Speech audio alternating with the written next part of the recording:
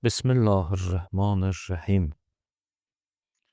Müqəddəs Ramazan ayının bayramında vacibdir hər bir şəxs fitrə zəkatı versin. Fitrə zəkatı hər bir şəxsə 3 kilo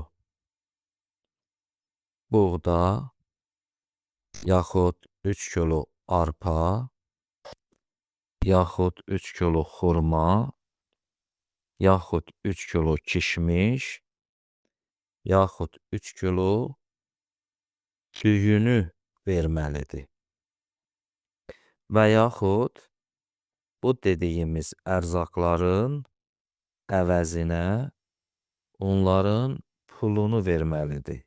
Yəni 3 kilo buğdanın, ya 3 kilo arpanın, ya 3 kilo xurmanın, ya 3 kilo kişmişin, ya 3 kilo düyünün pulunu verməlidir. Hər bir şəxs üçün.